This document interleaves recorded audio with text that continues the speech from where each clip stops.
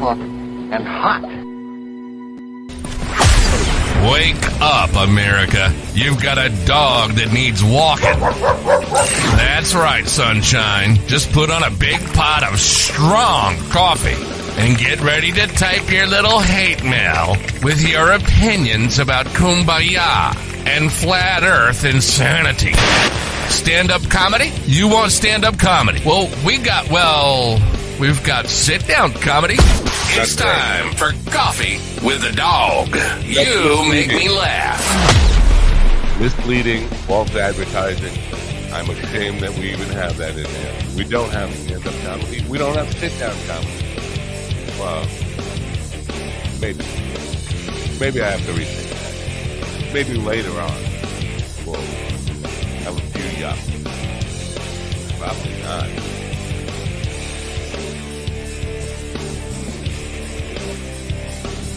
Kind of rock and roll. You're in a rock and roll mood? Oh, good morning, folks. It is Wednesday. That is Hump Day. My favorite day of the week. Not really. Why do I say that? I'm lying. I'm lying all over the place already. It's Wednesday. These weeks are going by really fast, and I'm not getting caught up. Wednesday, January 17th, 2024. Hope you have a wonderful day. I'm curious. I have not, because I only care about me, I have not paid attention to what's going on in the rest of America weather-wise, because it's very cold here. Snow is kind of hard now, hard snow, because it melts and then it freezes, and it's just not good. I hate winter. I really, really hate winter. I've lost track of how many days till spring, but it's too many days till spring. Today's show is called Road Trips to Forgiveness. I should have called it Walking on Memphis, because I'm walking with my feet 10 feet off of Beale. We're going to be talking to an author who's from Memphis. We're going to be talking about a true story about addiction, abuse, and the city that probably should have the Rock and Roll Hall of Fame. Listen, Cleveland, I'm sorry, but when I think of rock and roll, Memphis definitely is way before Cleveland on the totem pole, food chain, whatever, however you want to phrase it. Memphis comes way before Cleveland when it comes to rock and roll. But I guess the rest of the world doesn't see it that way. Anyway, it should be an interesting show for you today. Later on, because our guest is an early guest today, later on I'm going to want to address some stuff. Politics. Not just politics, though. The gaslighting that we're getting from certain news organizations about politics and about recent history. And they want you to kind of not pay attention to what you see and hear with your own ears and eyes and ears, backwards, but believe the narrative. And so many people are believing the narrative that they just dish to you without taking in any factual information or any sense of reality to it. So I'm going to want to talk about that, but I'm going to save it for after the guest, because the guest is patiently waiting. He's already here. So let's meet the gentleman in the back here before we do anything, and say good morning. Oh, look at you with your green shirt. Good morning, Willie. Good morning. Nothing? Can you hear Good me? morning. Can you hear me? Yes. Okay. Good morning. Mind dog coffee. One sip, and you'll know why you'll need a second sip. Mind dog coffee. Let me see. I know why I need a second sip. You're absolutely right. Too bad that company's going out of business. I love them, that Mind Dog Coffee Company. I think, and they're run by good people. Run by good people. Some of the best in the industry. Yeah, well, not good business people though. You can be a good people, but not a good business people. And I qualified for that. I'm terrible. Terrible business. Most I'm going to say most creative people, but our guest today, who's an author, I'm going to go out on a limb and suggest that he's probably a very good businessman. I think that's the whole point of sublimating his abuse. I'm just spitballing here. I'm just guessing. Not like I've done my homework. Like GD probably has completely done a complete bio on the man and all that kind of stuff. But I'm guessing that he's a good businessman and an author. But most creative people, most people who do anything in the creative arts, suck at business. It's a split brain thing. One side of the brain deals with business, one side of the brain deals with creativity, and I could be wrong about this, like I'm wrong about a lot of things, but I think that it's really hard to bridge that gap. So you and me, Willie, we suck. GD, of course, is a mogul. He just You mean one of those ski poles that you hit on the slopes and people try to avoid hitting? Yeah, I'm one of I'm those. under the impression that you don't even have a chair where you're sitting. You're sitting on a pile of gold bars. Yes. No, I'm sitting on a drum stool because I didn't have the money to buy the chair I wanted. They don't take gold bars at the furniture store. You know, what's really sad is he doesn't have the rest of the drum set, just the stool and the sticks. Right. So then he's got a series of buckets that he plays. I have one stick left. Oh, one stick. Hey, one stick, one ball. What do you know? We call him one stick Fenderson. That's what we call him. One stick Fenderson. You know what? I got one stick too. I don't know what happened to my other drumstick. I was looking for it last night. That's what I'm saying. I put them in the dryer just like I do my socks, and that comes out. One sock was missing, one drumstick was missing. I was looking for a drumstick last night. I got one, and it's on the floor there. I haven't bothered to pick it up. But what number is it? What kind is it? Because maybe we have a matching set and we don't know. Oh my God, wouldn't that be great? Wouldn't that be awesome? Yes, at one side. I'm not a guy who pays attention to this. You know what? It's been so long. I can see yours is a lot thinner than mine. I've worn the Vic First logo off and all the information about the gauge and how thick the stick is, but it's not. I'm not a big big fat stick guy. I'm a little stick. Yes. Yeah, see, I'm a fat stick guy. I got to tell you, when you picked it up, it looked like an orchestra baton to me from here. It looks like a toothpick to you. Anyway, mine dog. We mentioned, I just gotta, and my wife is gonna kill me for saying this stuff, but I mentioned the furniture store. My wife is shopping for new furniture. It's like, you know what? I'm not down with this whole thing. Her family all got new furniture. Somebody in the family died and left all the brothers and sisters a few $1,000s here, and they're all spending it on furniture, sending her pictures of furniture. And she's like, "What do you think it is? What do you think of that?" And I don't care, but she's showing me recliners where you actually sit upside down in the recliner, like your head is down there and your feet are up there. I'm like, I don't like that. That's an inversion. That's an inversion table. No, I have an inversion table. It's not that. It's a recliner, but it's a No, ridiculous. I'm just saying. Why would you get a recliner to do that? I mean, I have an inversion table and I have a recliner. Neither shall the two meet. So I'm telling her, spend the money on paying bills and forget about buying new furniture. And she. Do I need to switch my name back to Bill? I will, if that's. No, don't spend money on wills, bills, or none of that. Pay invoices. That's what I should say. Pay invoices. Anyway, my middle name is Invoice. I can't win. Can't win for losing. Though. Pay one stick. So, but she comes to me with it. Well, I'm embarrassed to have people over. I was like, that is what I live for. What people? I don't want people here. So as long as that, because we started construction on the house, and she's like, I can't have people over here. I was like, that is a fucking blessing. That is God's way of saying, let Matt be happy. Listen, if you want to keep people from coming over, all you got to do is just always walk around the house in your underwear. Tidy whities is preferable, but if you do that, like no one in your household will allow people to come over because they're going to be afraid that you're always going to be in your underwear. Well, my wife's ambivalence starts way before that. It starts with having a recliner that she's not proud of. I don't know. For furniture thing.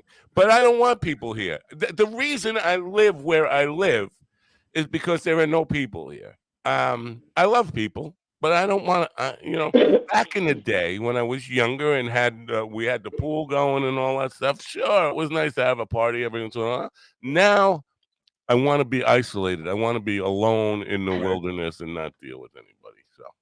Yeah, the fellow we had on yesterday, he had no idea that he was saying that to someone that desperately tries to stay with people all the time. Yeah, yeah. So I was like, you don't know what you're saying, sir. Willie's moving to Paducah, Kentucky tomorrow. By the way, I just wanted to put that out. Let's go. We should in the springtime. See, do a show there. Yeah, it sounds like an amazing he's place. Got a place to put on a show. Yeah. We can't get any people there because who the hell's going to go to Kentucky to see a show? But he's got the stage and he's got the lake. Yeah. I'm thinking even summertime. It would be a very cool thing to have cool. Yeah, it'd be a Paducah stock. I would go. I love it. I would go mainly because I need to check Kentucky off of the states I haven't performed a set in. Yeah. It's not surprising to me that you haven't performed in Kentucky. I didn't even want to go there last night, but he said all three of you. I was like, the black guy too. I refrained. I refrained from saying that myself. The black guy can go to Kentucky. I didn't know they allowed black guys in Kentucky.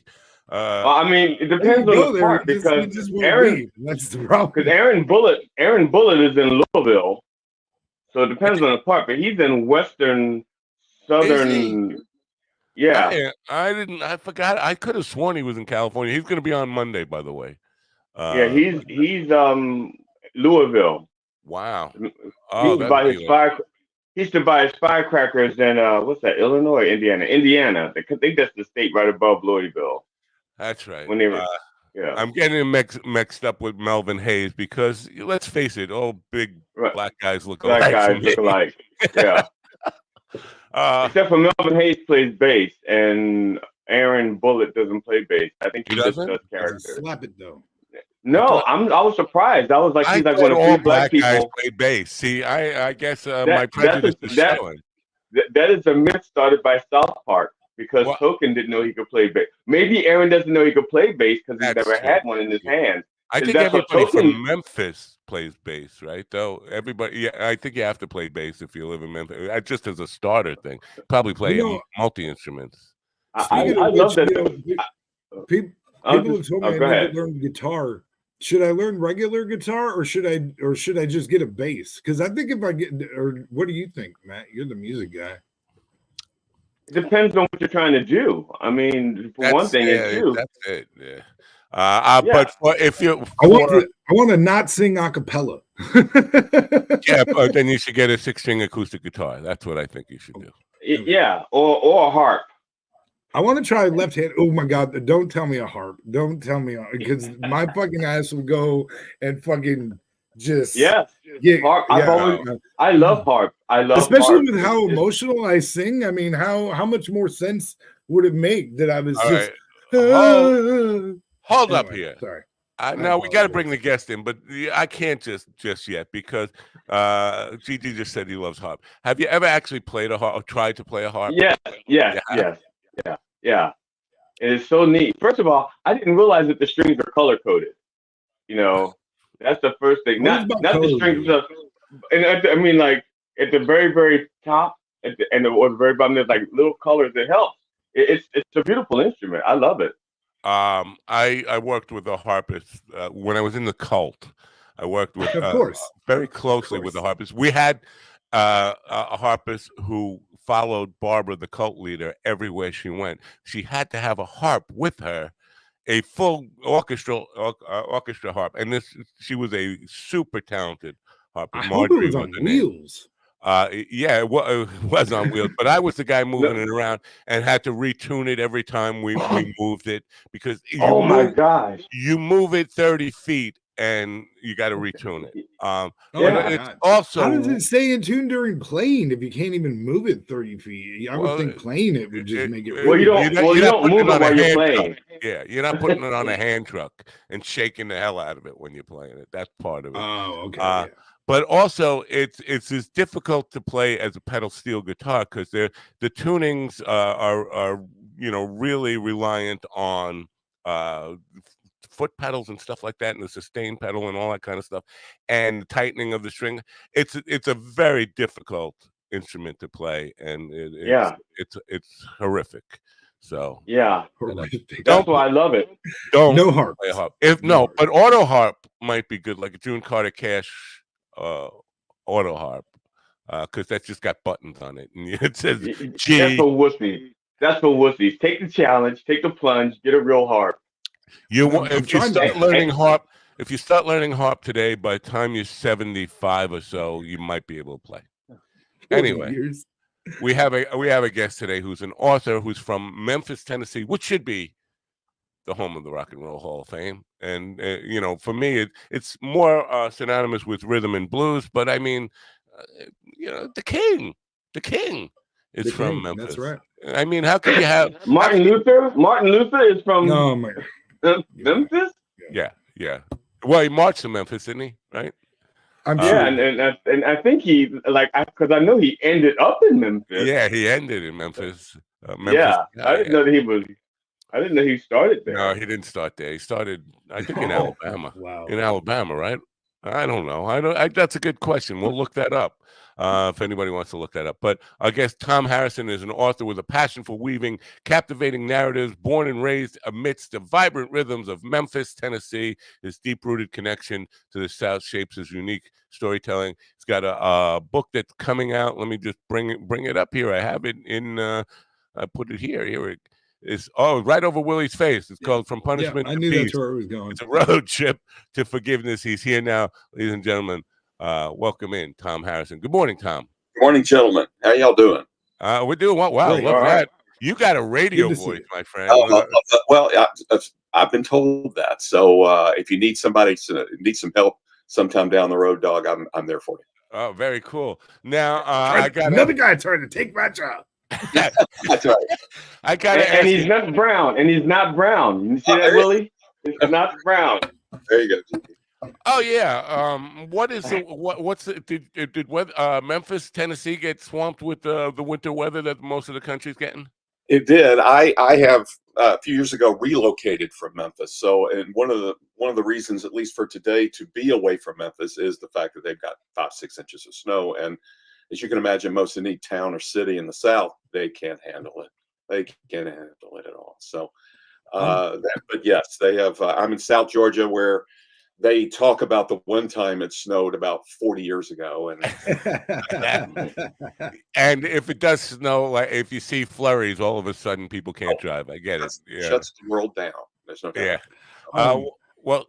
Is no one else distracted by the swinging hips of Elvis? Well, I was gonna look at it, I was thinking, if you're born in Memphis, do your hips automatically work that way? If you're born in Memphis, you get that sway going on. Oh god, that's what you inherit when you're born and raised there, for sure. Just want to putting up the URL right now for where you can find out about the book. It's From Punishment to Peace. Now, Tom, when I look at the webpage, it's the thing that jumps out to me immediately is as a true story. So I'm guessing Tommy in the book is you. Yes, you're.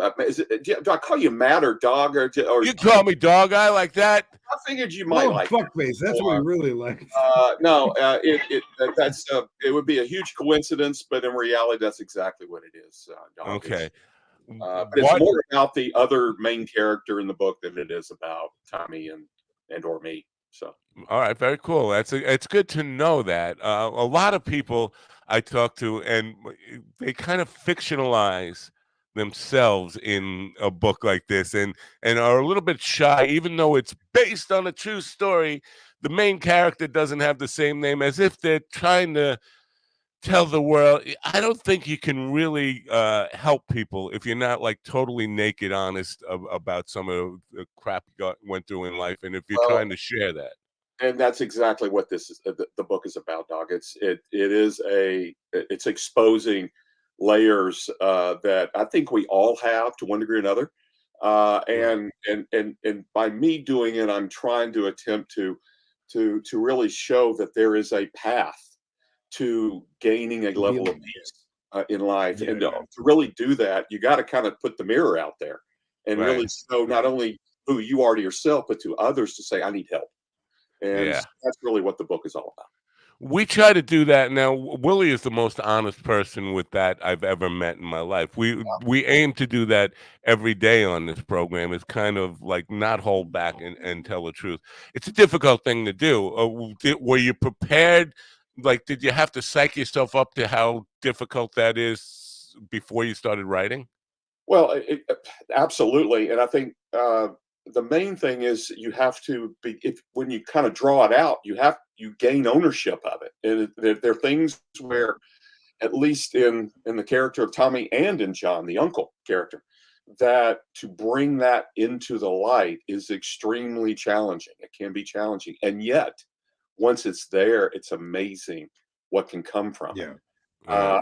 And you start to realize that other people have walked that path either before you or alongside you, or in this case, the reason why I wrote the book, behind me, so that there may be someone there that can be helped or served by knowing that Right. someone else went through what they went through. Right. Yeah. Or going Would you say that I feeling isolated, feeling like no one understands is probably one of the most difficult aspects of this kind of thing? Because I know that for me, until I got to where I realized that there were a lot of people that understood my pain. Like I had a hard time healing until I understood that I wasn't alone. Willie, that's an amazing comment, and it's absolutely true. Is that especially for guys? There's really two points of interest there. One is yes, that you're not doing this alone. You've not invented the kind of pain that you're going through. That many of Right. us have gone through versions of this, and I would not, and even understanding and bringing to light the pains that both Tommy and John went through in their youth. Uh, the horrific side that my uncle went through. It's sad to think that other people have experienced it, but yet it may be more common than we would ever imagine. And that's the first thing. The Right. second is, and especially for guys, we're all guys on the show here. It's extremely hard for us to begin the process of one, ownership, and two, being able to seek out the help. We're the big tough guys, so we want to rule the world Yeah. and control our universe, and we don't want to share anything that is broken inside us or make us weak. But Yeah. in reality, when we're able to do that, actually, and this is hard to believe for many people, it will make us stronger. It'll make us Yeah. Yeah. the more vulnerable we are, the more I believe, the more stronger that we will ultimately become. No doubt about it. That's Well, an that opens you interesting up point. to Because I yeah. had a masculinity expert on a couple of months ago, and he was basically against men being vulnerable and or opening up themselves to being vulnerable in any way, because that somehow it goes against the male archetype. And I don't like to argue with the guests. I like to let them speak their mind. But if I have a strong difference of opinion, it's really, I don't have a good poker face about it. And the guy happened to look exactly like me. He was like a younger version of me. But I think he was telling that, my whole position in life is you can't grow until you make yourself a little bit vulnerable in ways that, I don't necessarily equate it with feminine for No, femininity. totally. I agree 100%. I I agree. think I think you can be masculine, but still own your own faults and where you need to grow. And I don't think the two are necessarily exclusive, but it is difficult for men to take that first step I towards. think it's a deeper layer of masculinity, in my opinion. It's harder to get Right. to. You got to heal to get to it, but once you get to it, you go, "Wow, this is this, I believe, is foundational for both men and women. But I think for men, once it's found, it's like eye opening. It's also weightlifting. It's like once you've done it, you're actually become vulnerable. You actually become, I believe, who we truly are and who we were meant to be from the beginning, in my opinion. Right. So Now, I have one thing to that, if I can. And I really believe this one comment, and that is those who devote themselves to themselves will eventually lose themselves. And I think wow, that's for, cool. for those of us who have spent our lives trying to fill the hole in our soul for wherever that came from, we end up losing ourselves because we're trying to fill that hole with ourselves, make more money, get a better looking girlfriend or a wife, all the stuff that we think is better than what we got. Climb the ladder of success, whether it be, and that's what happened with me in my career. It got me the materialistic things around me and the hedonistic opportunities that occurred in my life. And when I got to that point, I go, this is not who I am. This is not where I want to be. And those are hurdles more so than journeys to happiness, or in the book's case, peace. So I'm inspired already. Now, if what you're saying, I think is particularly true, especially if you already have a wife and you're looking for a better wife. You could not just lose. You could not just lose yourself. You could lose like your package. I'm just thinking of like Lorena Bobbitt kind of thing. Yeah. You could lose like a house, a burning bed situation. So, I think. Bro, I woke up a couple weeks ago getting hit. What are you talking about? Yeah. So just to comment on that, if I can, and that is that happened to me. My father had been through 6 marriages. So he didn't gamble. Yeah. I learned from, unfortunately, for at least a couple. So you're right. So I was married twice before I finally found what I thought was the most wonderful person in the world.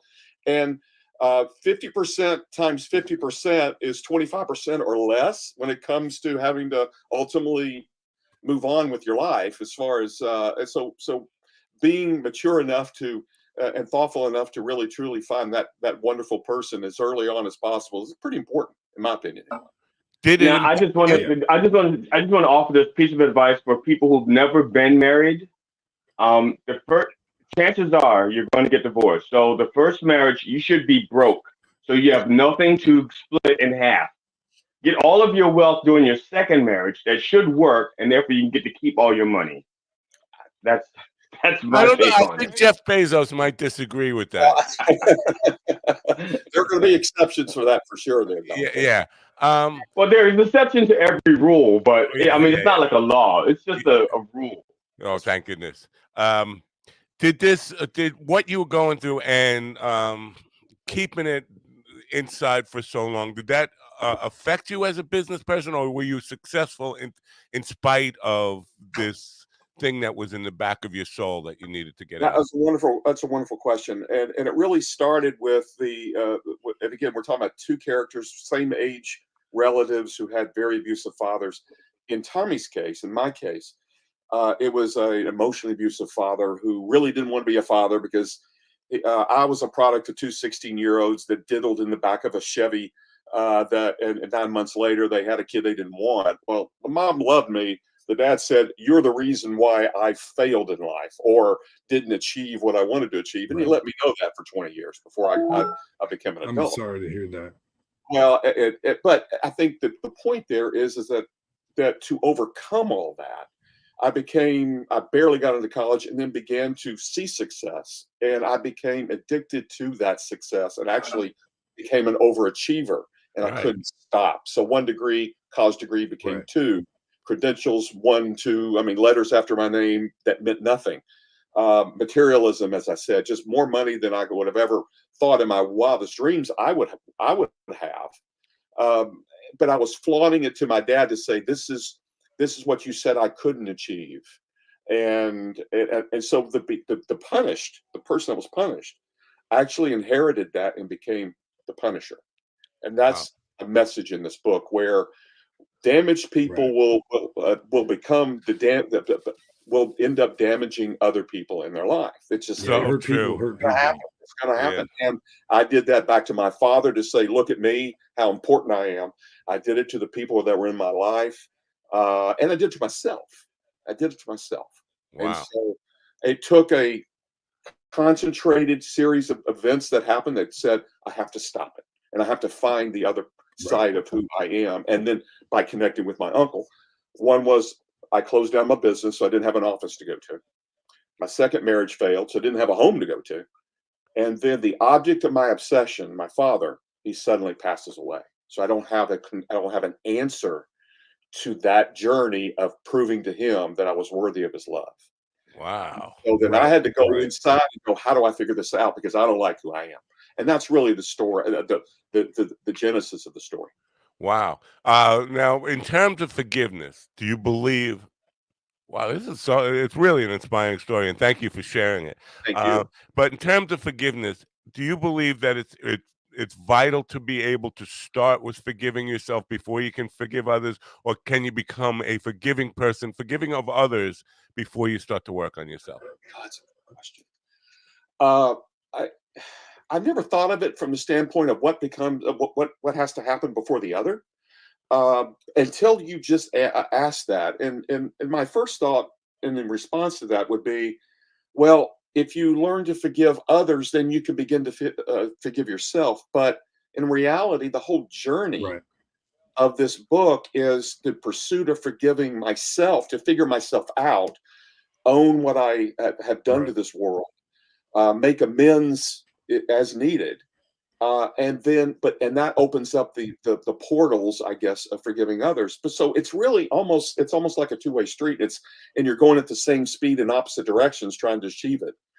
Is that Right. forgive others? Interesting. Yeah, because for me, I struggle with self-forgiveness. And listen, I struggle with We forgiveness, all do. Dog. We all but do. I try. I've been trying for about 30 years to embrace, or even longer, to embrace the idea of anytime I feel wronged, to step back and try to put myself in that person's shoes and understand what might have driven them to that, and come eventually get to a place of forgiveness. But there are times when, especially, the quiet times, where thoughts of things that I did, the sins that I have committed, come back to haunt me so hard. I am so like, I torture myself over that, and so I'm asking that for personal reasons, because I believe in forgiveness. I think it's one of the most important things about being human is to learn to forgive others. Right. But when it comes to myself, man, I can be so brutal on myself, Absolutely. and just Absolutely. All torture. in that way. And I'm the worst. I'm the worst. And It's not a contest now. We don't have to find out who's the worst. It's not a contest. That comes from a guy who doesn't think he needs to be forgiven for and that's, anything. He that's just wisdom. We're the two guys with the most gray in the room. And dog, you black guys. Mike Ray is in the room. It's just over there. It's in a box. Black guys do domes much better than white guys do, but you sport a really good one, and we don't know what Willie's got under that hat. But I think I got a full head Cooties. of hair, actually. Cooties. but I think it's just a lot of it's just Cootie, wisdom. what the hell? That's right. There's just a lot when we go through a lot of iterations of life, and we start saying, you know what, there are patterns to how we think and what we do, and some of these patterns are good, and we like ourselves from it, and some of these patterns are like, what in heaven's name did I do, and why did I do that, and why do I continue to do that? And I think that's where, as we get older, this awareness starts to happen of who we are and what we've done to our world, and sometimes it's egregious enough, like myself, to go, how do I fix this? Right. I've got time to fix. I want to finish well. So what do I do can I do something to fix this? And it started with reconnecting with a guy who had infinitely more abuse happen to him in his youth than I did. And yet he had already forgiven his abuser, his father. And I'm talking about physical abuse. I'm talking about sexual abuse to his older half siblings. One of them was my mother. And so Oh, we went through journeys together. That's what kind of the road trips. We went through journeys in reconnecting with that antagonist in the book, his father, and having to grapple with the tensions around how did he do, but how did he do to others what he did? but he was weeks from dying anyway, and it was half comatose to heading to his passing. And so there was challenges around that, but it ends in such a beautiful way that that I'd love to share it with you, but no one would buy the book. And Yeah, so, that's the biggest challenge in interviewing authors. They almost always take away the reason to buy the book. We want to tell you the whole story because we think we're so excited about it, but then no, we got to stop. We got to hopefully generate enough interest in what to buy it. Well, you could tell us the ending in this book and then just change it because you haven't released it yet. It comes out in February 24th. Yeah, you have time. I got the 15th. That is an approach, GD. I appreciate that. I'll put that under consideration. I may have to be invited for a second call on February the 16th, day after it's released. 16th? Oh, okay. Then I must be releasing on the 24th. My copy. There you go. Okay, and I do have a question. You're like from Memphis. Yeah. So what is your favorite song that mentions Memphis? Well, I think there's like 4 songs, right? 4 or 5 songs that mention more Memphis. than that. There's actually really 4 million. Really? I think we can agree to disagree. But what's your favorite? Well, unfortunately, Dog threw that card on the table. "Walking in Memphis" from Mark Cohen. Or by Mark Cohen. That's the one that's more iconic, the one that the city kind of holds on to the hardest and the longest. But you got B.B. King, you've got Justin Timberlake, of course you got Elvis, and so there's a lot of music that has flown, that has been created and written about Memphis for sure. Chuck Berry. Now, have you ever heard Matt cover that song? Because I don't think that would be your favorite song anymore. No, I would definitely ruin that. I would. He's not kidding, by the way. Really? Definitely not kidding in this instance. But yeah, I love that song too. I mean, a very meaningful song, especially the lyrical part where the woman says, "Are you a Christian child?" He said, "Ma'am, I am tonight." Absolutely. That hits me right in the heart. That's a deep one, that's for sure. Yeah. Now, is writing the book, was that therapy for you? Was it a difficult process, like more of like reliving some of the abuse? Actually, it was both, Dog. I have to admit that. First of all, the journey started. There wasn't a mission to actually write the book. The mission was started as Tommy saying, "I got to find some better part of me," and reconnecting with his uncle, and just so happened that he wanted to, or I wanted to, memorialize those conversations, and because the story was tracking the way it did, it just kind of became its own kind of living, breathing entity where it says this is really something that someone can kind of take away, to something positive, hugely positive, that can be taken from it, and during the process, many people had gotten healed just by the interactions of exploring what we went through. I mean, it is the highlight of whatever I've done, and I've done a lot of things, and I've been very blessed in a lot of different ways.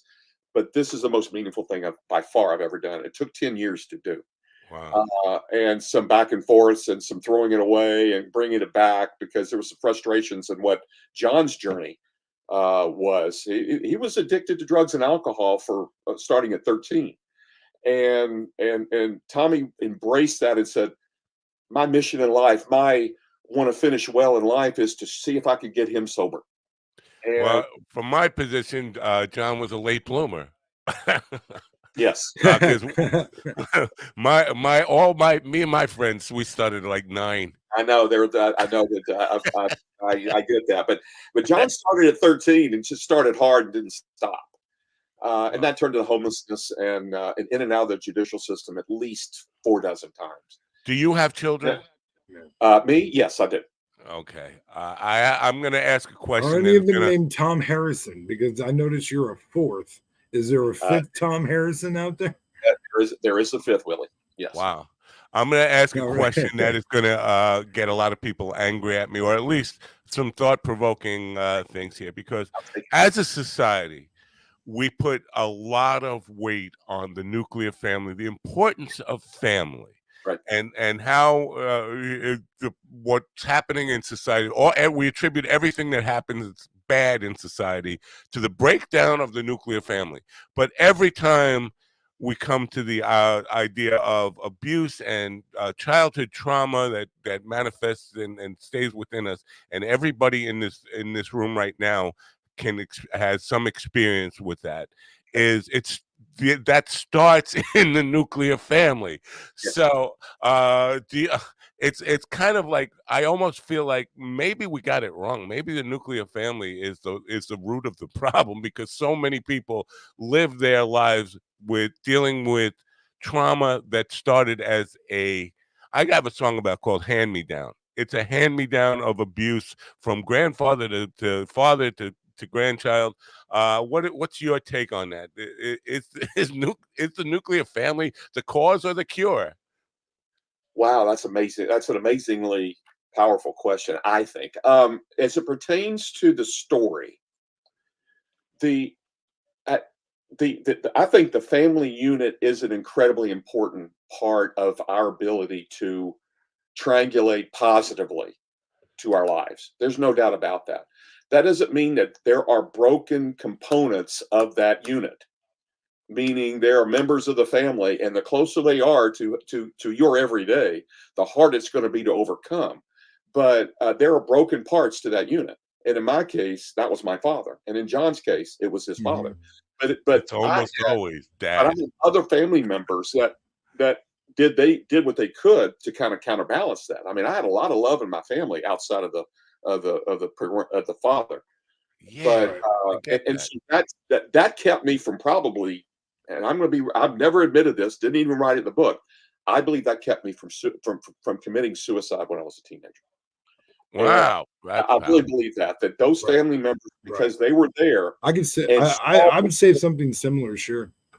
Would you say that, Willie? You really? Yeah. That Yeah, if it because weren't, like if it hadn't been for the love that my mother instilled, I probably would have been just wrecked. I get And I get you. because And I had suicidal thoughts at 8 years old. wow, that's Yeah. tough. But I mean, but you get it. You get it. If it wasn't for their influence or Yeah. the responsibility that I'm sure you felt too, that we felt towards those ones that loved us so much, that by leaving them would torture them for the Yeah. rest of their lives, that kept us going, if for no Yeah. other reason. And Right. so that's what was going on Yeah. around my life, is that, yeah, I had the abuse around me, as is John, but we had love around us too, not enough to kind of extract us completely from what was happening, but we had it enough to where we stayed on the tracks. We didn't know what direction the tracks were going, but we stayed on the tracks. And that's probably the best answer I could give you. So I wouldn't say the family unit is the problem. It can be a problem, of course, and it's not the solution. It can be the solution, but I think if you got a good family structure, knowing that there are going to be units inside that structure that are Right. broken, and Well, if you overcome that will be that's Yeah. the road to survival, I think. yeah, not to be a anti-man guy or overly feminist about this whole idea, because yeah, most of the time dad is, but that doesn't mean mom can't be an abuser but I think a big part, and maybe I'm jumping way too ahead here, but I think the idea of educating men how to be good fathers, how to recognize their own trauma or buried trauma, is the key to making families more productive in stopping the chain of hand-me-down abuse and all that kind of stuff. So I do think fathers are I hate to say it, but I think fathers are the majority of the root of this stuff, is not recognized from all what we talked about, the reluctance to actually get in touch with what it means to be a man, and making yourself a little bit vulnerable to yourself and all that kind of stuff. I think See, that's. Go this ahead. is where I claim black privilege, because fathers not being around is such a it sounds like. I guess I'm the only one that's like. I was there for you. Yeah. No. No, actually, I really want to know that. Two questions, Tom. When did you stop being called? When did you stop allowing yourself being called Tommy? You can be called Tom. And two, how did you get Randy Grimes to endorse your book? Or Yes, thank you for that. Well, I grew up with since there were four. I mean, with my son born, there were four of us, but we had different names. All there were four generations that were alive at the same time, so we had to call each other something to differentiate in the crowd. And so that Big Tom, Little Tom. Oh, that was well, hard. I was Tom Tom when I first was born, and that and it's in the book. It's like No wonder people beat on you. Yes, that's exactly right. And so, but no, it evolved to Tommy, and then Tom, probably in high school. But it's where I just said I had to give that up, and so that was it. As far as Randy Grimes is concerned, I had a wonderful editor. I had two of them, and if you've never written a book, that the editing process is like that's the punishment. I really should. My next book will be punishment from editors and writing books because it is taking process. And so, but she, her name was Jocelyn Carbonera, and she had written, assisted Randy in writing his book of recovery. okay. And she said, Tom, this is an inspiring book. Let me introduce it to Randy and see if he would be willing. And I said, I am honored. That'd be great. And so one thing led to another, and he ended up endorsing the book. It was really wonderful. So thank you for asking about that. That's very cool. Are you going to continue down the road of authorship, or are you going to be a one-book author? It's a very good question. My wife and I were literally talking about that this morning, and I believe that there is a companion project that I would love to explore. One of the other endorsements that I received was from a ministry friend. His name is Larry Green. He runs a ministry in just north of Atlanta called Cloud Walk Ministries, and was really the centerpiece of my journey to find my level of peace. And but he's been doing small group environments for 20 years now, and he and I a long time ago talked about the desire for him to have a book about some of the stories of the people who have gone through such pain and difficulties and how they found their levels of peace. And so I've not even told him about my desire to resurrect that. So this is the first kind of rollout of the possibility that there might be a companion or a follow-up book to that, Doc. So thank you. Well, I'm sure he's a daily watcher of the program. If he's not, he will be by the end of the day. How about that? If that's very cool. Now, what about now? I just want to be clear here because I talk to a lot of authors, but this is a truly inspiring story for me, and I think it's an important one. So when I say something like it would make a great movie and have you considered doing a screenplay, I'm being sincere about this. It's not like, oh well, you got a great book there, buddy. What about a movie? The next, right. But this seems like it's a really important story. There's so many people in need of understanding this message that they're not alone in dealing with these things. Have you thought about screenplay or? Well, actually, there is the PR firm that I've asked to assist me who got us connected. So I appreciate their effort and I really enjoyed meeting you guys, by the way. I want to make sure that is very clear. I've now become a big fan of the show, and you got a listener every day from now on. I will ruin that for you. There you go. Yeah, I'm sure. Their office is in Burbank, California, and they have a kind of what they call a books to film effort as part of what they do. And I'm nice. asking them to kind of assist and explore whether there's an opportunity there. So thank you for bringing that up. That there is a kind of a reach out there in thinking that might happen. But I think you're right. I think a lot of this might. There's something there that might resonate pretty cleanly on a video somehow, some way. I love a good story. I think movies generally got away from that. We become addicted to effects and eye candy in movies, but nothing beats a sincere, heart-touching story, and so I hope that happens, and I hope we can see that from you.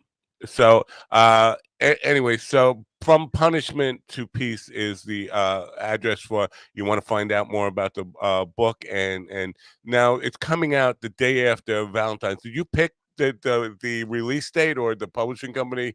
Actually, I did. I wanted to kind of get through the holidays. I was ready to do it in November, but I think as I was starting to think and reaching out to folks like yourself, I thought it best to kind of let the holidays wash through with us through the whole process of everyone's time away from normal day to day, and really start this effort as far as talking to folks like yourself.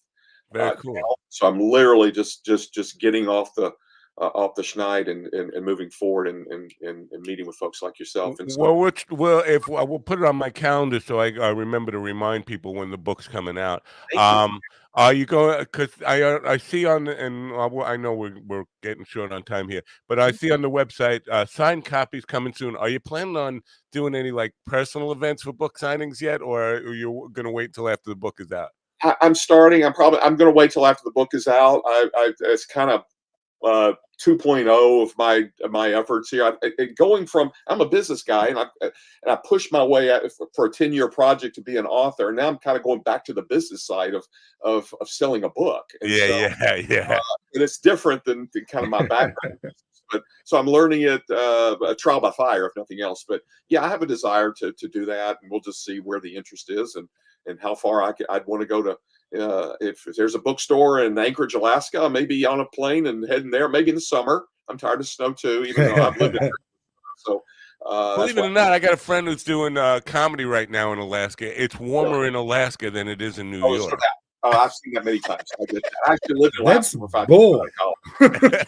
That is crazy. But anyway, Tom, it's been a pleasure. We wish you good luck with this book. I mean, and thank you for writing it. I think guys like us three are who your book is for. I know it's probably for everybody, but I think especially adult men.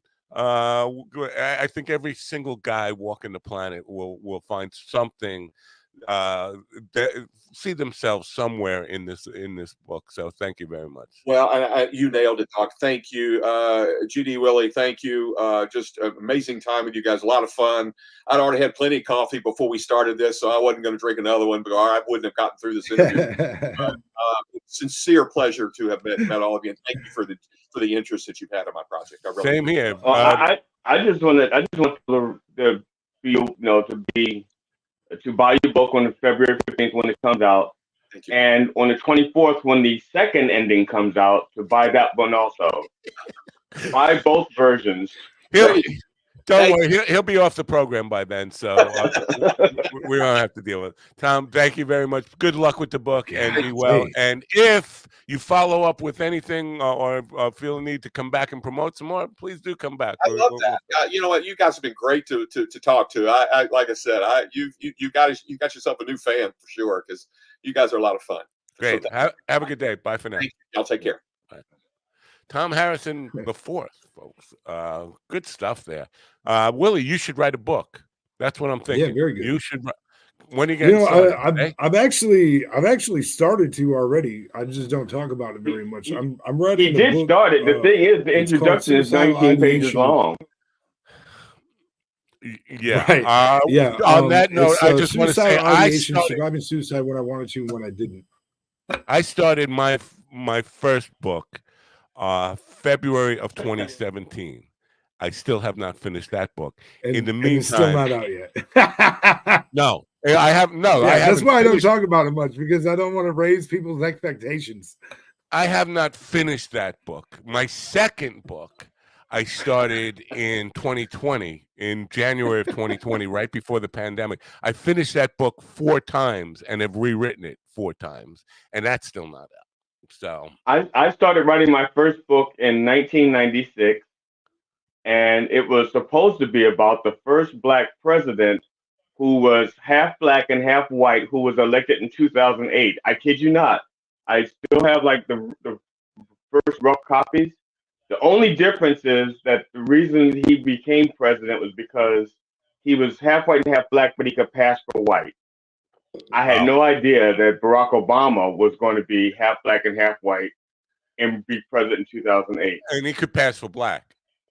He could pass for Black, and that was like a twist. And he often did pass for Black. Pass for a woman. Oh,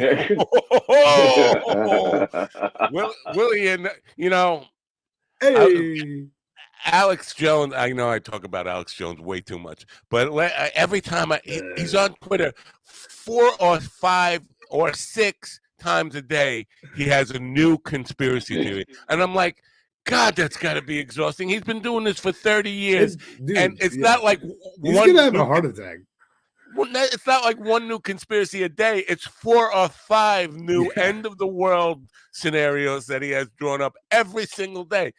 How exhausting it's got to be. I mean, just to make your mind work. Like, what else can we make people panic about?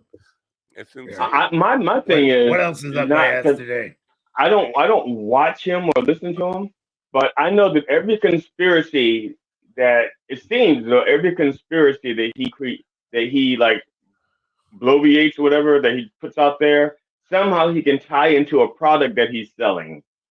Right. So I don't think he gets exhausted because he gets ka-ching with every conspiracy. It seems like I haven't. I'll be honest with you. My inclination was to agree with you on that 100%. But since he's been back on Twitter, I don't see any of that. I just see every 5 or 10 minutes there's a new reason why we should be running around with saying the sky is falling. But I'm not seeing any product pictures. Yeah, but Twitter is like a different format. On his show, he can do the commercial thing like that. But Twitter is like, what, 244 characters? Yeah, it's kind of more difficult. No. He's putting videos on Twitter. Like, okay. Right? Musk has made it so that if you got enough followers, you could put like really long form videos on there. So he's got like his entire show on, basically, and he's doing 4 shows a day. But yeah, Willie, I think you're starting to get the delay thing going on. The delay again? A little bit. I think you're just a few seconds behind it. We'll deal with it. I'm just I don't know why that happens. Is that the connection or what makes that? I would call your cable company and tell them, here's what I do. I get on the phone with the cable company and say, listen, there's a bomb under your desk right now. That's what I would do. What? I'm definitely not telling them that. I'm not calling in a bomb threat anywhere. What the fuck? Well, it's trying to stay out of prison, dog. Oh, it sounded like a good idea when I came up with it. Anyway, it's not at your baud rate, so maybe if you adjust like your camera, your was it the pixels in the camera. In other words, instead of going for the best quality camera, go for like the next level, and maybe that would speed up your baud rate. No, I don't think it's that part of it. It's the audio part of it. Yeah, but what I think he's saying though is that if I went on a lower pixel, it might give more like juice to not have the time. You're not just using the camera that's built into the laptop. Of course I am. All right, so you can't. No, you can't. I thought I'm sure. Yeah, it probably has adjustments. It probably has like like. I'm sure you can adjust the pixels or whatever for what the camera uses. Let me see. Well, my camera has like probably the best picture. Edit mic settings. There's no thing for me to edit your stream settings, but I don't think that's it. Yeah, I think it's I don't know if you know this, GD, but it probably is. But I kind of feel bad because I'm still trying to figure out how to use this fucking laptop in other ways, because my wife and I were talking about this yesterday, how I think that, we got this so that it would help with the podcast stuff. But I think also Matt also had in mind that it would help me further other things that I did as well. And it doesn't help if I don't know how to use the damn thing. I have yet to adopt a child to help me. Yeah, I was about to say, I don't feel sorry for you. Matt and I keep telling you, get a 9-year-old. We're not going to keep saying that out there. I'm sure there's a 9-year-old that's available out there. Here's the other thing. I'd really You can go on YouTube and learn to almost any software. You can look up on YouTube how to what and the best audio packages to get for recording music or that kind of stuff, or word processing, or whatever you want to do. There is some tutorial on YouTube that you can follow along and learn that stuff. You don't necessarily need a 9-year-old. It helps to have a 9-year-old. Yeah, and on Craigslist, you can get a 9-year-old. I mean, it's like they're a dime a dozen. Listen, I don't order from Wayfair anymore. Okay, I don't do that. Wait a minute, a dime a dozen? I could get a dozen 9-year-olds for a dime. Well, not in your market, not in New York. Oh, in his market, yeah. This is wow. Because I really need a workforce here. This definitely occurred. And listen, there's no payroll available for the workforce. If Tom is listening to the rest of this show, he's not a fan anymore. He's already unsubscribed. Are you kidding? Right now, Tom is Googling how many 9-year-olds he can get to help write his next book. Well, oh my God! Come on now. I'm about to completely ruin it for him because GD was talking about Alex Jones and his commercials. I'm going to come up with a commercial. I almost want to play a long commercial so I could go get a fresh cup of coffee. But if I do that, I will alienate everybody except for Kelly. Play the sexy wine ad. It's fucking awesome. It's way better than you give it credit for, Matt. You may not personally like it because it's really gay, and I understand look at GD's face right now. Look at GD's face right now. It's just hilarious. Just the thought of that commercial makes him. It's so over the top. It's ridiculously funny, in my opinion. You know what? I'll play it, and we're gonna ask now Kelly. Let's get a poll from the public. If this is a funny ad, I think it's hilarious. It makes me laugh super hard. You people on Rumble who have been abusing me all week, all of a sudden the people on Rumble are commenting. It's like they waited a year. We've been on Rumble for over a year, and never really got any comments. This week, tons of comments. I think it started with the Martin Luther King stuff, but all of a sudden, they're even going back on my old videos now and leaving comments and all that kind of stuff. So Rumble, well, it's great that we need comments. Rumble, if you probably have not been exposed to this abuse that I'm about to lay on you, and I would like you to please be as honest as possible. What your thoughts are? I want honesty too, because I think it's great. I'm proud as shit of this thing. Oh, I think okay. No. Listen, I've done plenty of things I'm not proud of. I think I'm wonderful. Never stopped you. Yeah, Willie. The difference is Willie has done dozens and dozens of things that he's not proud of, but it doesn't stop him from sharing them. That's just it. The things that I'm not proud of, the things that I'm not proud of, you don't find out about because I'm not proud of. This is one of the gayest things I've ever done, and I think it's fabulous. Oh, I don't think. And that's including what, 7 years in prison? Yeah. 9 years, 9 months in prison, damn near a decade. Yeah. That's right. You've been 7 years out of prison.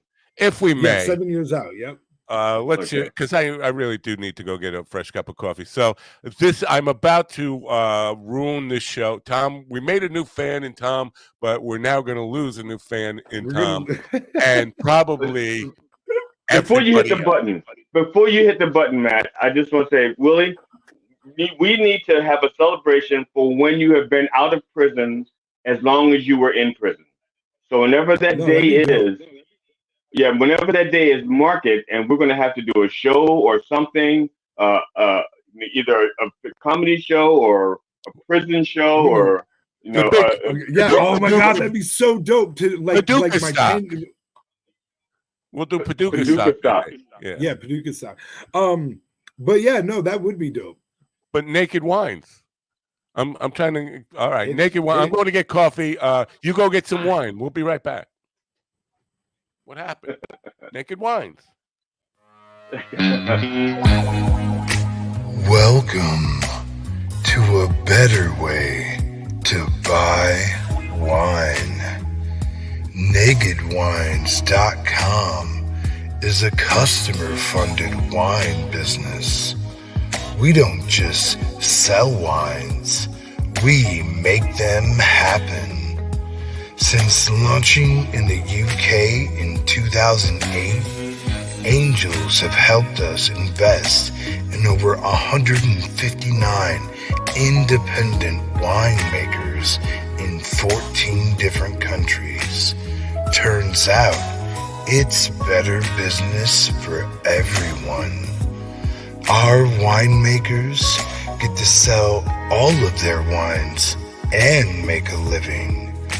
We make the same margins as everyone else and have a lot of fun in the process. As a wine drinker, for the $40 a month you probably would have spent on wine anyway, you get wholesale prices. You can be sure that all of our wines have been lovingly made by a talented winemaker and stripped of all the costs that add nothing to the flavor or quality of the juice in the bottle. Support independent winemakers. Get better wine in return. With the support of 300,000 wine drinkers, we fund talented, independent winemakers up front. This way, they get to spend all of their attention on making you the best wine possible.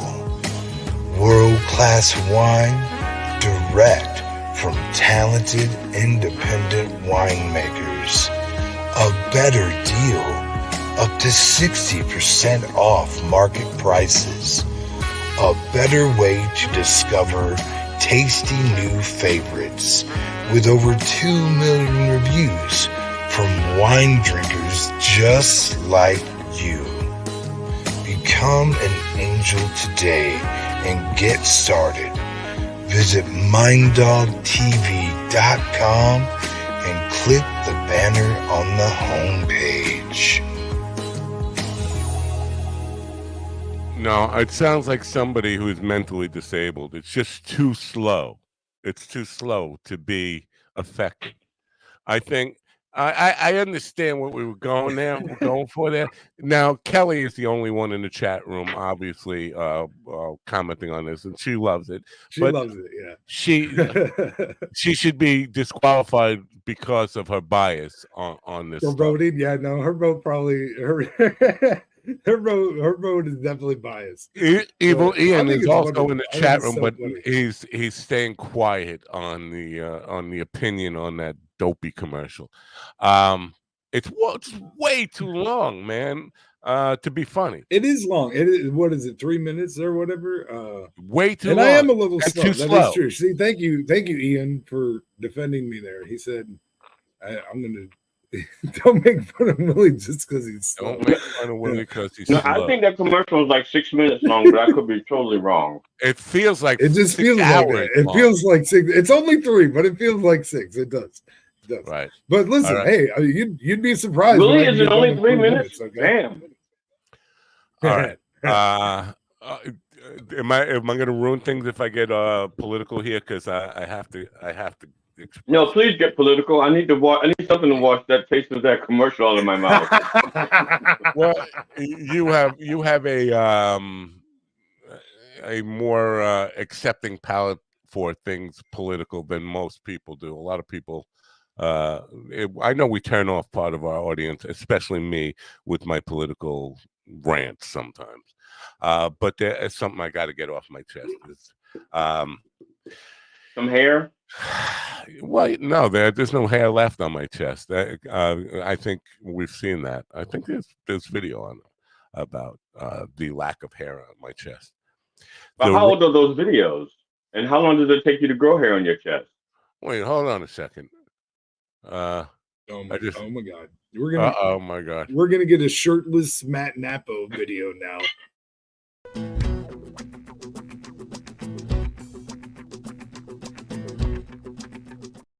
There you go.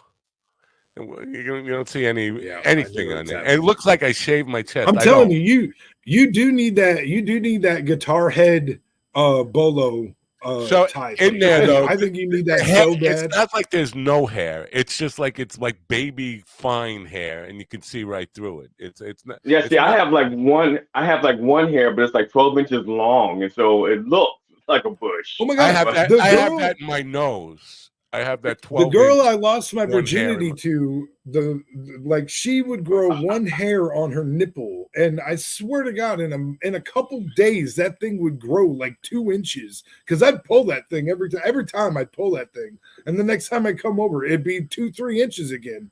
And I was there a couple times a week. I don't know. She had I the would have fastest nicknamed her growing nipple hair Yo-Yo. I'd ever seen. Yo-Yo. But it was just the Put one. it tight around your finger and Yo-Yo. Walk the dog. Yo-Yo And I was booby. sleeper. and I'm Yeah. thinking flossing. I went to thinking flossing, but yo-yo, that's very creative. Yeah, that's yeah. Somebody Walk brought the up dog. Usually get hair in your teeth from going down south, but not with that girl. You right up top. my wife keeps texting me. I think she's gonna come home with a new couch or something. Please don't. All right, that's fine. No, she's not buying a new couch. Thank God. I don't want people here. And you know what? If you come here, if my wife invites you to this house, all I'm going to do is talk politics all day long. How about that? See, So, I made the mistake. It's in my heart. In my heart, I like 4 people in my house. You know what I'm saying? For dinner and stuff like that. And so I like having like 4 plates that match, 4 glasses that match, and stuff like that. But because I know things break, I started off with like 8 to 10 of everything, just so I would wind up at some point in my life with 4 plates, 4 glasses that match. The thing is, people get the idea that because I have like 12 plates that match, I like 12 people for dinner. No, I don't want. It's like no, that's not it. It's not like serve it and they will come. I thought you were don't going like to say having a that lot. people I'm like come over and just break your dishes all the time. only my Greek friends. Like they just turn they into yell "Opa." they turn into Jack Nicholson from Anger Management and just throw the plate against the wall. I said over easy. Now why did I do that? all right. I That's got to get this off my chest because if not, I'm not going to sleep for weeks. Yeah, I got to. Last night or 2 nights ago, Donald Trump won the Iowa caucus, right? And CNN and MSNBC refused to air his speech afterwards, and Fox was really upset by this because I think. I think it was Rachel Maddow. Somebody on MSNBC said something about they didn't want to air it because it wasn't going to be the truth, and they wanted to only cover the truth. And then Brett Baer. Oh, come on now. No. Let's if we're going to be honest, all the networks have a bias, and they don't really care about the truth. They care about selling you their version of the truth. Yeah. Brett Baer on Fox said, "How dare they? We should just turn back the clock to the Russia stuff. How they push the Russia narrative." And I'm like, this has been going on way too long. This idea that the Russia thing was an invention of the left, not so. And it's because it's become the mantra now of people that support Donald Trump and this idea that the Russia stuff was all made up. And I need to really tear that completely down in terms of Donald Trump did that to himself. Let me start with, if you remember, what her name now,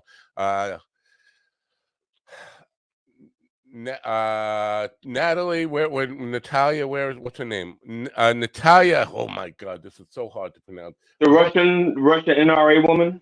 Vasina Natitskayaga, whatever it is. Natalia, she was a Russian spy, a known Russian spy, who the Trump team and Donald Trump Jr. admitted to this in public, in the Senate hearing and all this stuff, admitted that they initiated a meeting through Rod Gladstone, who was a PR guy who was in Russia, a meeting with a Russian spy about getting dirt on Hillary Clinton. That is a fact. That's not made up. The left didn't make that up.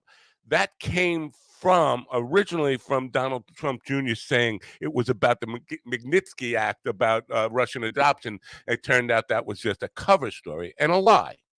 So the left did not make up that meeting with a Russian spy, a known Russian spy, with the intent of getting dirt on a political opponent. That is not made up. We come back to the idea that in the campaign, during the campaign, when Trump said, Russia, if you're listening, that meeting had taken place 35 minutes before he said, Russia, if you're listening, please dump those Hillary's emails. So Trump knew that meeting was going on right below him with everybody in his campaign at the time. And he put out a message to the public saying, Russia, if you're listening, we want those emails. Now, according to them, she was only offering stuff that they already had, and they refused to deal. But Trump completely admitted that he saw nothing wrong with asking for or accepting help from Russia. Right. The left did not make that up. The left did not make up the fact that Putin said he wanted to help Donald Trump. He wanted Donald Trump to win, and that they dumped hundreds of millions of dollars into social media campaigns aimed at helping Donald Trump win. The left didn't make that up.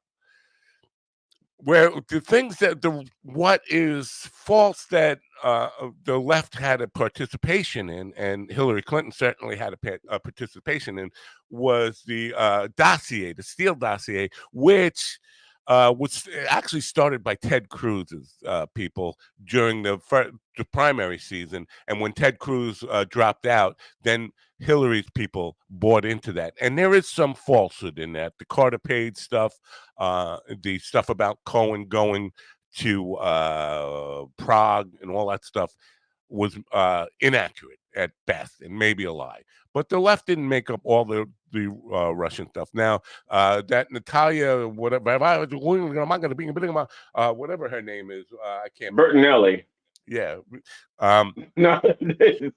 She definitely was a known Russian spy, and she was in the room with all the top people in the Trump campaign. And I believe that, I mean, how could you not know what's going on in the office below you in Trump Tower? I mean, right below you with all your senior people. So Trump had to know about that. The fact that Barr came out and talked about the Russian collusion, that there was Russian efforts into influencing the election. That is not made up by the left. That's a part of the Mueller report that Barr admitted straight out, but he said there was no smoking gun leading back to a quid pro quo that Donald Trump offered anything or got anything in return. That is the same as saying, because OJ wasn't convicted, he didn't commit the murder. We didn't find the smoking gun, so he's exonerated, and they ran with that.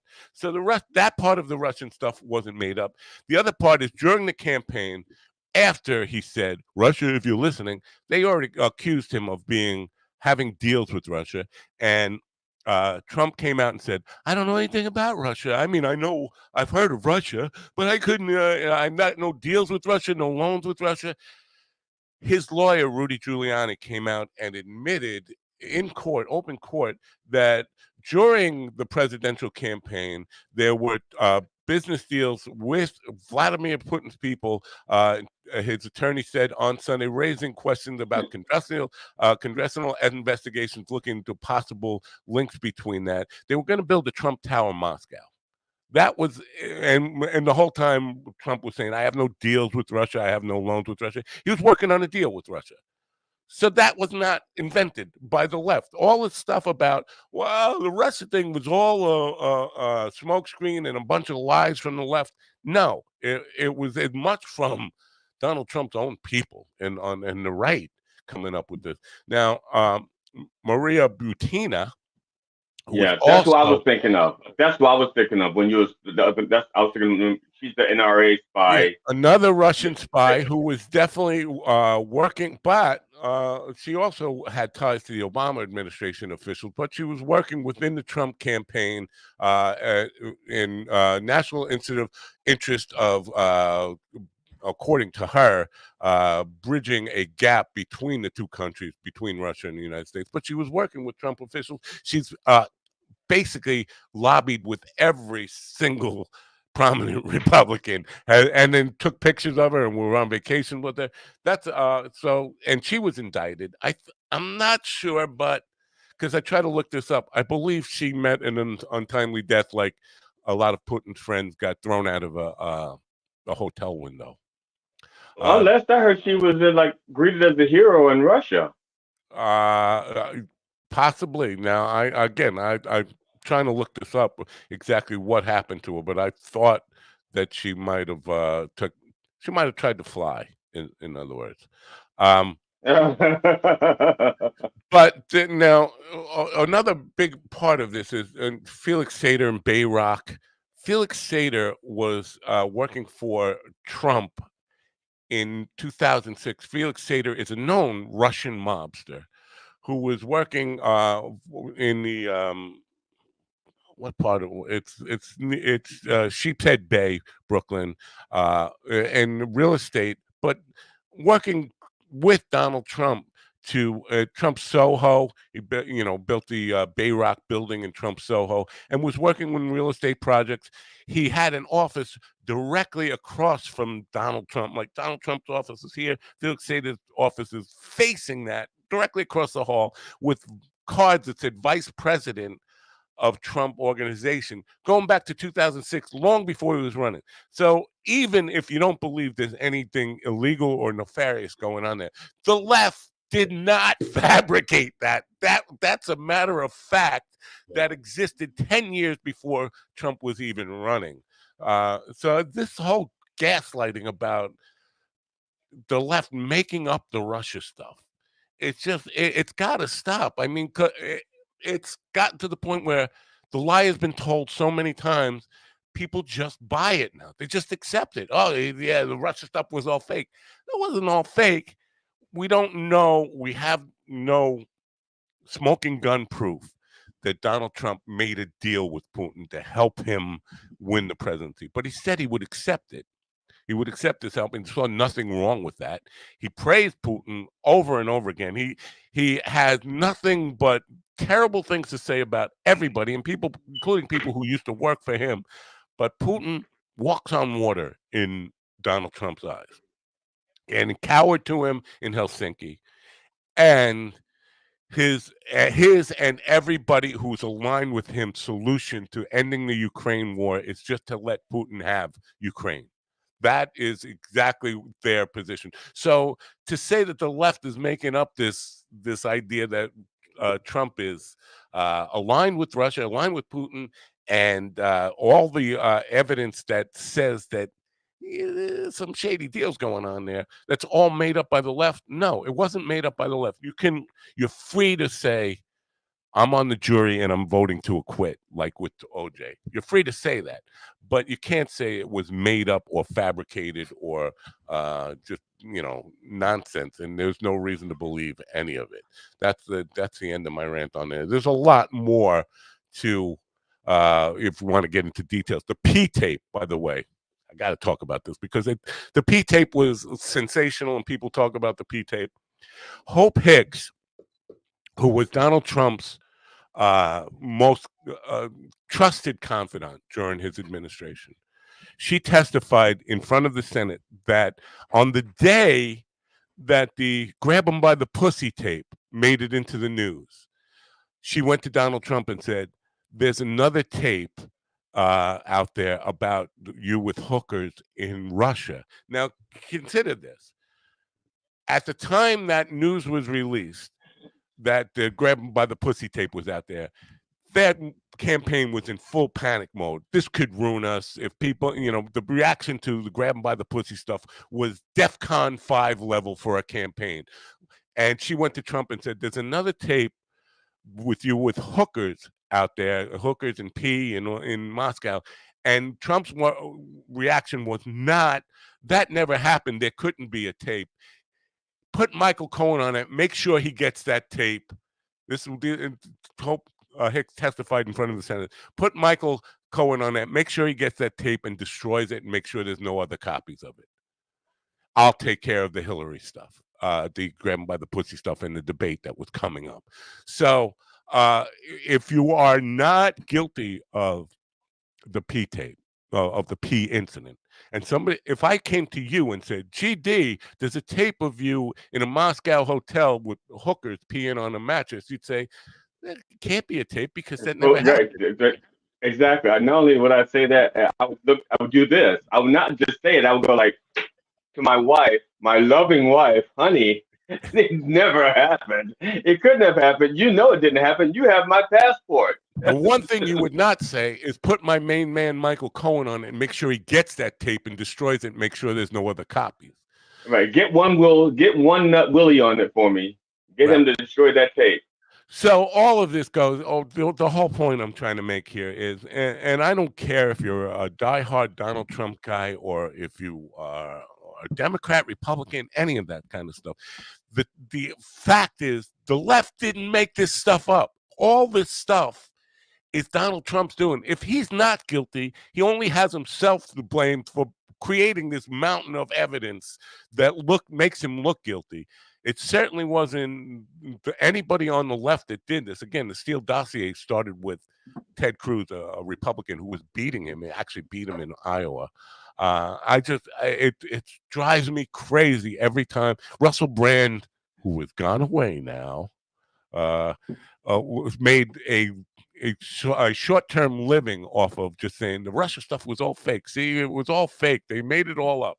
And that it's not made up. It's real stuff. You can choose to acquit, but you can't choose to say it was fabricated. It just wasn't fabricated. That's my end of my soapbox. Now, if I could play devil's advocate, okay, in defense of Donald Trump, I got nothing.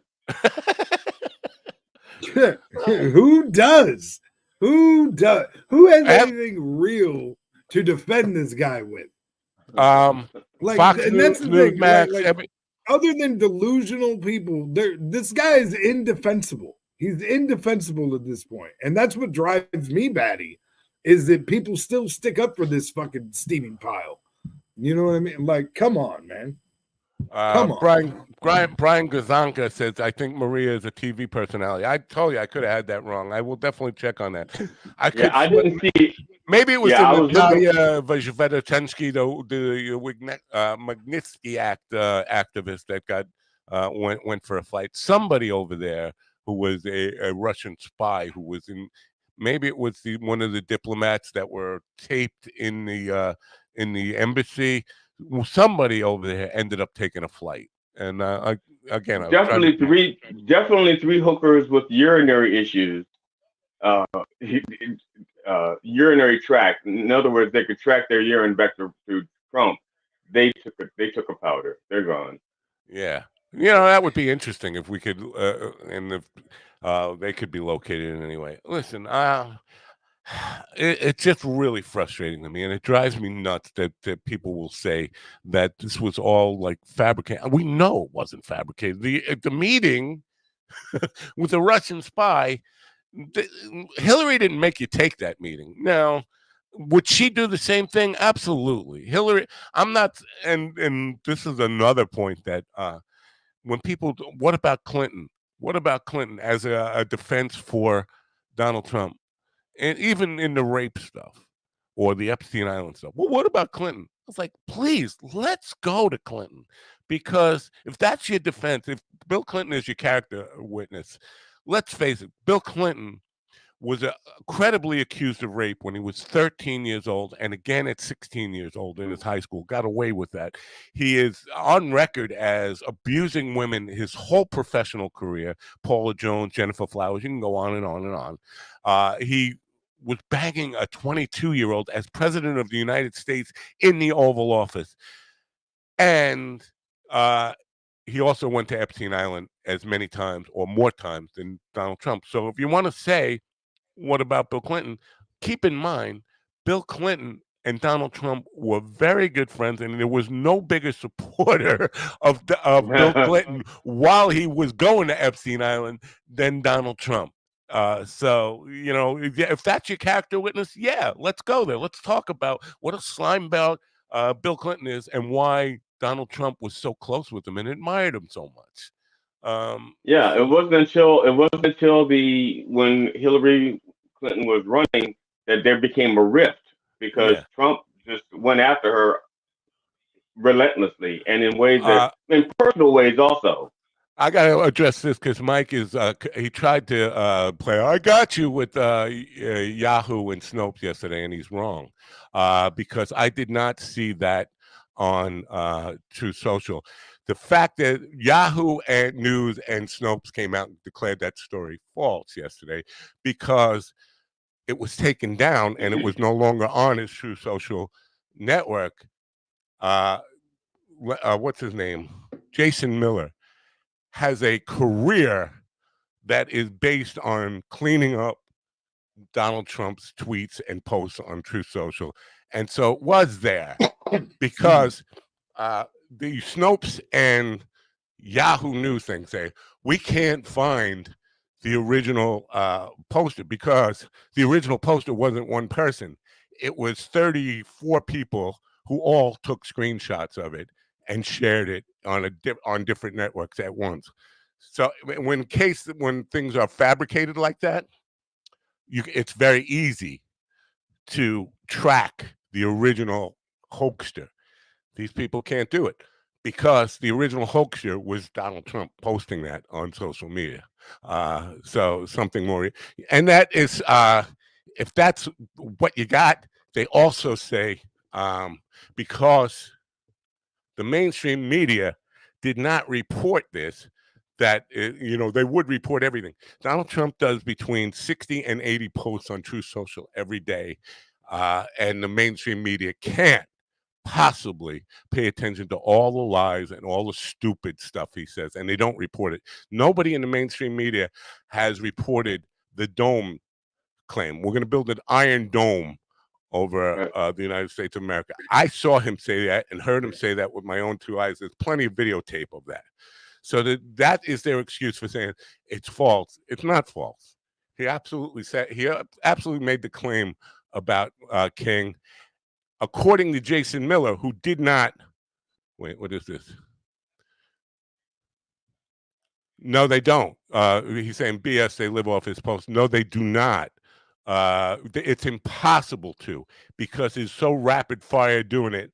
Everything you haven't heard any of the stuff in mainstream media that he says daily, and I can go through them if you want. We can go to True Social and meet off just the 45 posts he's done today since 2:30 this morning.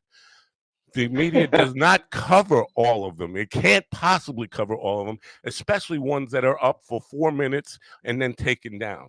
So there's that part of it. But and all the things he says and does on there, it's you can't fact check the man in real time because he lies at the speed of light and he says stupid stuff at the speed of light. Now the kicker on why that was really true, because Jason Miller made an excuse that Trump was not speaking about Martin Luther King. He had it confused with when he met King's son in 2016 is what he was referring to. So if he didn't say that, why would Jason Miller, his cleanup guy, say he had it confused? He absolutely said that, and Jason Miller took it down. That's what happened. So, Mike is a guy who said, I'm not a Trumper, I'm not a Trumper. But look how out of his skin he will jump to defend anything stupid that Trump says or does. So this is part of the cultism of Donald Trump. The man can do no wrong in the eyes of his devoted followers. He is orange Jesus to them. And if what the mainstream media does not report on, most of 99% of the nonsense that goes on every day on social media with this guy. So to say that because they did not post that when it would only had a lifespan of 4 minutes is as proof that he never said it. It's ridiculous. It's silly. Anyway. Speaking or piggybacking. Put in addition to what you just said, about the orange Jesus. Have you seen the Trump ad? Was that God created Trump? And have you seen the ad that the Lincoln Project did in I know there's a Lincoln Answer? Project response to it, but I did not look at the Lincoln Project one. Listen. Oh, I don't trust those Lincoln Project guys any more than I trust Donald Trump or Joe Biden or any of these people. I think they all have. Uh, I don't think they're sincere. I think they sincerely hate Donald Trump, but I don't think they are to be trusted. These are the people who are definitely in the military-industrial complex. All of them. well, All. I mean, I agree that that they all have agendas, and so I don't have a problem with that. My thing is, I thought the commercial was so well done that as a writer, I thought to myself, damn, I wish I could have been part of that project. It was such. I've heard that too. I've heard that how great it is. And here's the thing, though. I don't think anybody who disagrees with that would be persuaded by it. People are immune to being having their minds changed on anything. So I think if you're a Trumper and you see the Lincoln Project ad, you're not going to be persuaded by it. If you're an anti-Trumper and you see the God made Trump stuff, you're not going to be persuaded by that. All these people are just like filling their own need to show how creative they can be in making their arguments, but talking really only to, preaching to the choir. Everybody is doing it. That's just my own. I don't think anybody ever changed their mind because of a commercial, no matter how effective or how impactful the people who agree with the message of the commercial will be.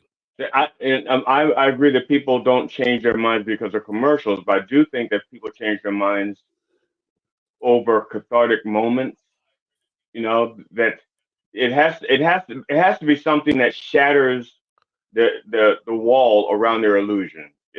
Because Right. that's or around not just around their belief. I shouldn't say their illusion, around their belief, because usually there's a wall around the belief that no matter what that's there to protect their belief system. So if someone attacks it, this wall goes up and they can keep Right. believing what they want to believe. And it's not until something is Right. strong enough that shatters that wall that will help people reconfigure their belief or reevaluate their belief or because they still want to believe something, so they're going to replace that belief with something else. I would before Donald Trump. I would agree with you, but these are people who have seen credible, extremely credible rape allegations. All of the behavior. They know the guy.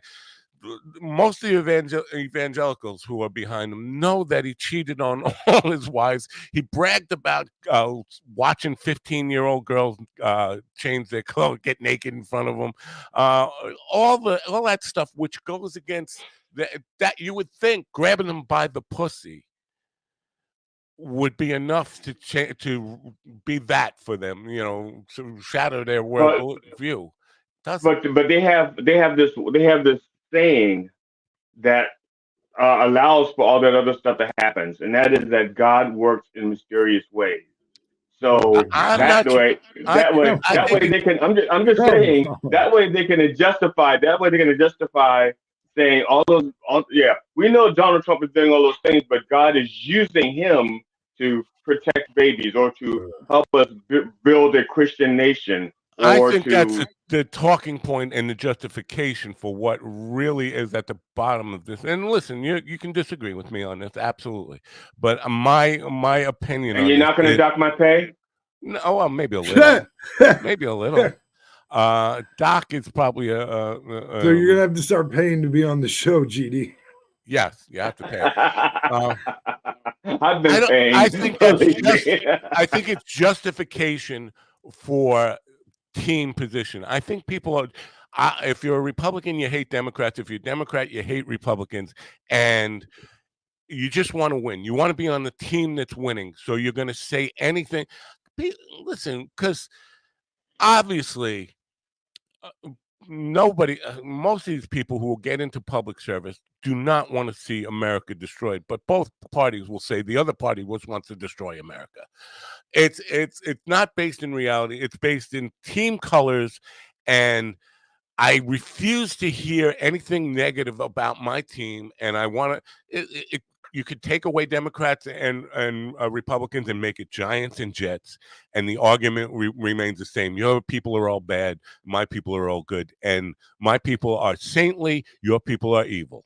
It comes down to that. No matter what, it's team politics and a team mentality. And so when they make those justifications, God would, the guy who's saying, yeah, we need a dictator. At the Trump rally in Iowa yesterday. I hate to say it, but we need a dictator right now. That guy doesn't really mean that. That's terrible. Right. Because if the dictator was named Barack Obama, that guy would be fucking setting his hair on fire. But if the guy's part of his party, yeah, we need a dictator. That's fine that he says he wants to be a dictator. Now, speaking of dictators and teams, it appears as though the Philadelphia Eagles defense dictated the fact that they were not going into the Super Bowl.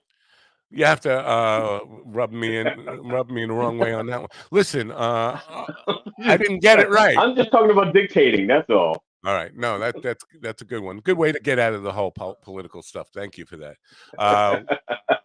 I wasn't paying attention with the Bills and Pittsburgh thing. What was the outcome of that?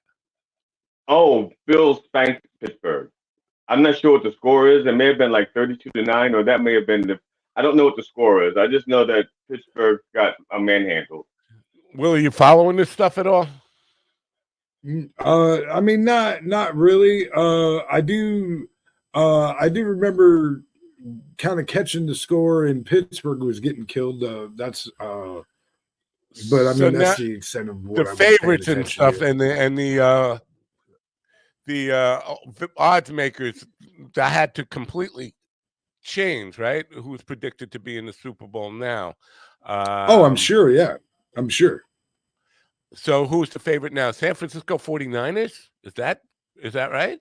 I mean, I don't know. I mean, Baltimore still hasn't played yet because they had a bye week, and so did San Francisco. Or no, not San Francisco. Who had the 2 byes? I don't know. I thought it was the Niners. I thought it was the Niners and the Ravens. It probably had the bye. Yeah. Super Bowl 24, Super Bowl odds. 49ers still favored. Lions and Bills move up odds list. So the Lions, that's the story, right? That's the dude. I'm telling you. Listen, I would love to see the Lions take it all. I really, really would. That's who I'd like to see win the Super Bowl. I'm not even going to lie.